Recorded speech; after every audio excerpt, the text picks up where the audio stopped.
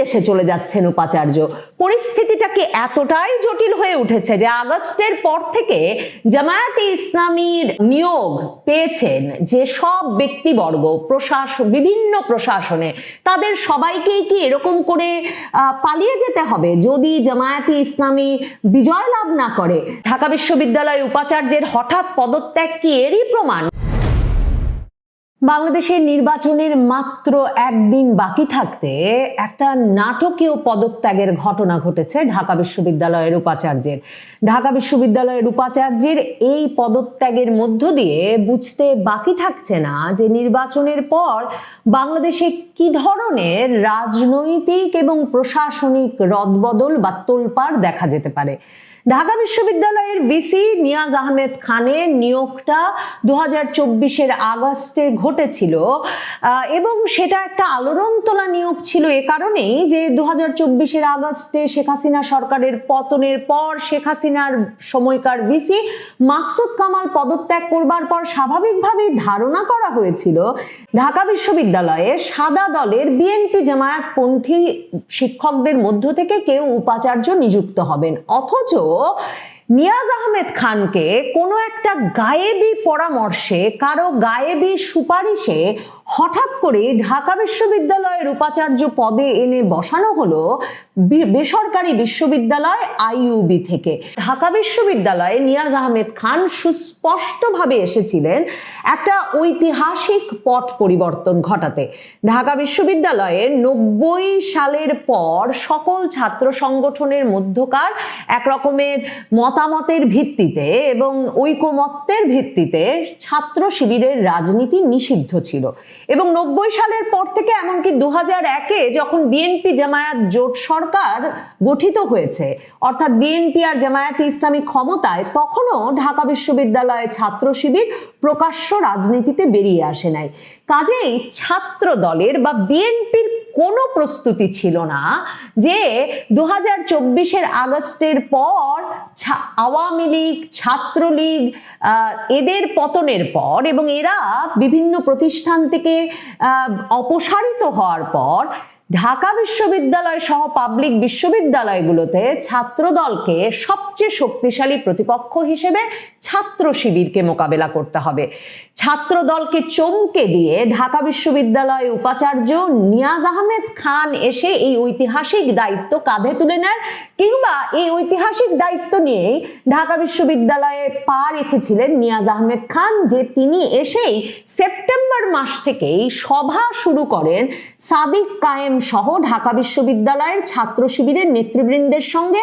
এবং তখন ঢাকা বিশ্ববিদ্যালয়ের বামপন্থী ছাত্র সংগঠনগুলো এবং ছাত্র দলের নেতারা রীতিমতো চমকে উঠে বলেন যে তারা জানতেন না ঢাকা বিশ্ববিদ্যালয়ে ছাত্র শিবির করেন কোন নেতারা। কারণ সাদিক কায়েম পরিচিত ছিলেন ছাত্রলীগ নেতা হিসেবে, সাদিক কায়েম বৈষম্য বিরোধী আন্দোলনের একজন সমন্বয়কারী হিসেবে পরিচিত ছিলেন, কিন্তু কেউ জানতেন না তিনি কিনা ঢাকা বিশ্ববিদ্যালয় ছাত্র শিবিরের সভাপতি।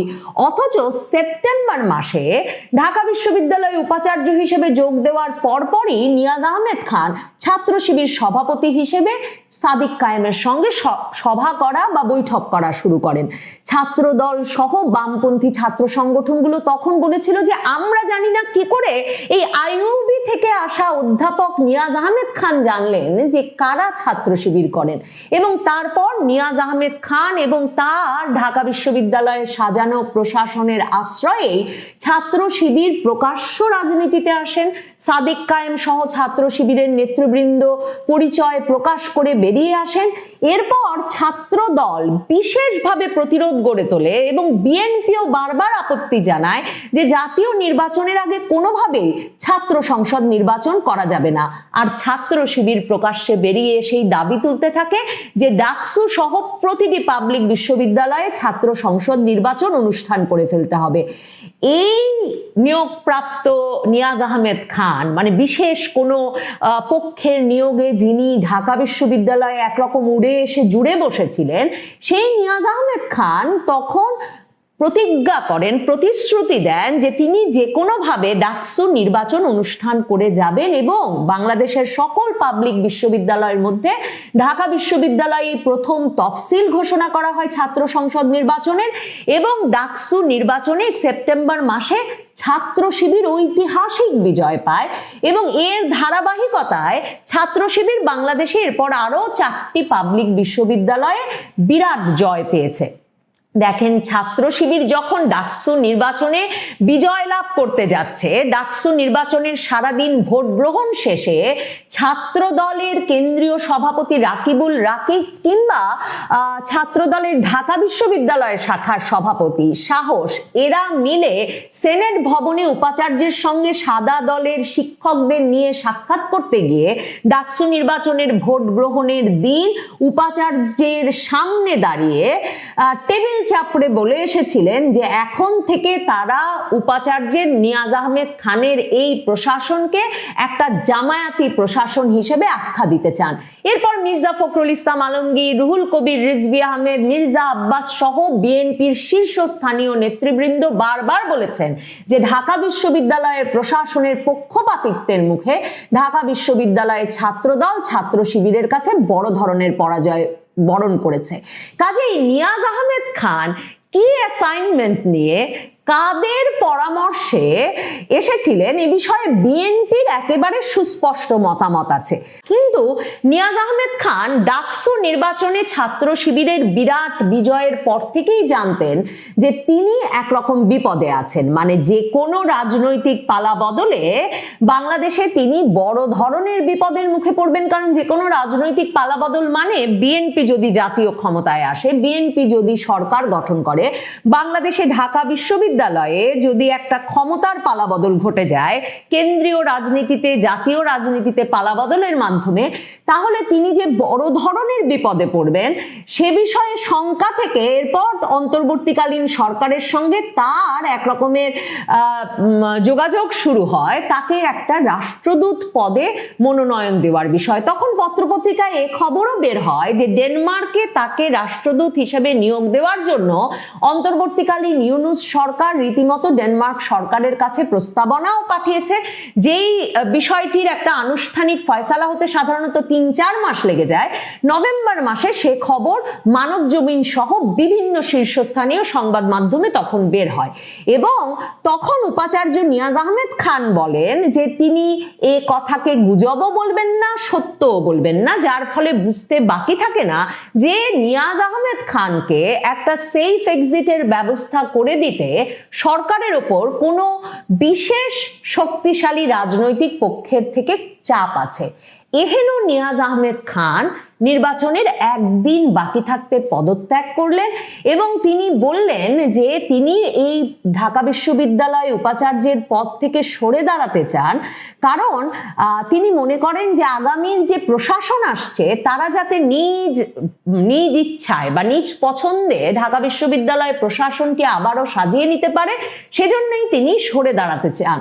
মানে এখন এই ঘটনা থেকে কি ইঙ্গিত পাওয়া যায়? মানে ঢাকা বিশ্ববিদ্যালয়ের উপাচার্য সহ জামায়াতে ইসলামের নেতৃবৃন্দের কাছে কি এখন এমন খবর আছে 12 তারিখের নির্বাচনে জামায়াতে ইসলামী জয়লাভ করছে না, জামায়াতে ইসলামী প্রশাসন ঢাকা বিশ্ববিদ্যালয়ও দখলে রাখতে পারবে না, কারণ জাতীয় নির্বাচনে বড় ধরনের বদল ঘটে যাচ্ছে?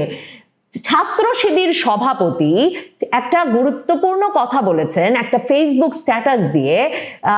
ছাত্র শিবির সভাপতি নুরুল ইসলাম সাদ্দাম তিনি ফেসবুক স্ট্যাটাস দিয়ে লিখেছেন যে কাদের হাতে দেশ তুলে দিতে চান জনগণ, সেটা কিন্তু জনগণকে ভেবে দেখতে হবে। কারণ তিনি বলেছেন যে যদি জামায়াতে ইসলামী বিজয়ী হয় তাহলে তারা শুধু শুকরানা নামাজ আদায় করবেন, আর কোনো রকম বাড়াবাড়ি তারা করবেন না, এটা তাদের একটা দলীয় সিদ্ধান্ত, কাউকে একটা ফুলের টোকাও দেওয়া হবে না। কিন্তু তিনি ওই ফেসবুক স্ট্যাটাসে লিখছেন ছাত্র শিবির নেতা যে অন্য দল ক্ষমতায় এলে জয়ের দিন রাতেই রাস্তা বন্ধ করে বিজয় মিছিল হবে, বিরোধী মতের উপর আক্রমণ হবে, বাড়িঘর ভাঙচুর, ঘের বেড়া দখল হবে, সন্ত্রাসে ছেয়ে যাবে গোটা জনপদ, ক্যাম্পাসের হল দখল হবে, অন্য ছাত্র সংগঠনগুলোকে ট্যাগ দিয়ে নির্যাতন ও ক্যাম্পাস ছাড়া করা হবে। তার মানে এই আতঙ্ক কি ছাত্র শিবির এবং জামায়াতপন্থী প্রশাসনের বিভিন্ন পদে থাকা ব্যক্তিবর্গের মধ্যে ঢাকা বিশ্ববিদ্যালয় উপাচার্যের মতোই ছড়িয়ে পড়েছে, ছাত্র শিবির নেতৃবৃন্দের ভেতরেও ছড়িয়ে পড়েছে? তারা কি এখন সত্যি ভাবছেন, বা তাদের কাছে যে খবর সে খবর অনুযায়ী তার মানে জামায়াতে ইসলামী বা 11 দলীয় জোট তারা নির্বাচনে এমন কোনো ফলাফল করতে পারছে না যার ফলে তারা বিএনপির এই বিজয় উৎসব থেকে বিএনপিকে ঠেকাতে পারবে? এবং ছাত্র শিবির সহ ছাত্র শিবির পন্থী ঢাকা বিশ্ববিদ্যালয়ের এই উপাচার্য, বা যিনি কিনা ছাত্র শিবিরকে আশ্রয় দিয়ে আসলে একটা শক্তিশালী পক্ষে পরিণত করেছেন, তিনি বিশ্বাস করছেন যে ছাত্র শিবির কিছুতেই ঢাকা বিশ্ববিদ্যালয় ক্যাম্পাসের নিয়ন্ত্রণ ধরে রাখতে পারবে না 12 তারিখের পর। কাজে তাকে ভীষণভাবে অপমানিত হয়ে একরকমের জানের মানে ঝুঁকি নিয়ে পালাতে হতে পারে ঢাকা বিশ্ববিদ্যালয় থেকে। কাজেই তিনি নির্বাচনের আগেই পালিয়ে যাওয়ার সিদ্ধান্ত নিচ্ছেন। ডেনমার্কে তার রাষ্ট্রদূত হিসেবে নিয়োগের প্রক্রিয়াটি কি ইউনূস সরকার সমাধা করতে পেরেছে? সেই চাকরিটা কি পাকা হয়েছে? ঢাকা বিশ্ববিদ্যালয়ের উপাচার্যের দফতর থেকে ডেইলি ক্যাম্পাস লিখছে যে আগে থেকেই উপাচার্যের বিদেশ চলে যাওয়ার খবর ছিল, এবং সেই বিদেশ চলে যাওয়ার খবরের মধ্যেই তিনি হঠাৎ করে মঙ্গলবার এই জরুরি সংবাদ সম্মেলন ডেকে পদত্যাগের ঘোষণা দিলেন। কোন দেশে চলে যাচ্ছেন উপাচার্য? পরিস্থিতিটা কি এতটাই জটিল হয়ে উঠেছে যে আগস্টের পর থেকে জামায়াতে ইসলামীর নিয়োগ পেয়েছেন যে সব ব্যক্তিবর্গ বিভিন্ন প্রশাসনে, তাদের সবাইকেই কি এরকম করে পালিয়ে যেতে হবে যদি জামায়াতে ইসলামী বিজয় লাভ না করে? ঢাকা বিশ্ববিদ্যালয় উপাচার্যের হঠাৎ পদত্যাগ কি এরই প্রমাণ? তিনি কিন্তু তার একটা নিরাপদ অবস্থানের জন্যে তারেক রহমান দেশে ফেরবার পরপরই তারেক রহমানের সঙ্গেও গিয়ে সাক্ষাৎ করেছেন। তারেক রহমানের ইঙ্গিতেই কি তাহলে ঢাকা বিশ্ববিদ্যালয় ভিসি মানে সরে পড়লেন 12 তারিখের নির্বাচনের আগে? এই পদত্যাগ আর কিসের ইঙ্গিত দেয়? এই পদত্যাগ কি সত্যি 12 তারিখের নির্বাচনের ফল কোন দিকে যাচ্ছে সেই ইঙ্গিত দেয়? তবে নিশ্চিতভাবে 12 তারিখের নির্বাচনের ফলের পর যে একটা বড় অস্থিরতা তৈরি হবে বাংলাদেশে, সেই ইঙ্গিত দেয় বই কি উপাচার্যের এই পদত্যাগ। কতজন সরে দাঁড়াবেন, কতজন কত জায়গা থেকে পালিয়ে যেতে চেষ্টা করবেন 12 তারিখের নির্বাচনের পর যে কোনো রকম পালাবদল ঘটে গেলে, সেটা দেখবার জন্যে শঙ্কার সঙ্গে উদ্বেগের সঙ্গে বাংলাদেশের মানুষ অপেক্ষা করছে বই কি।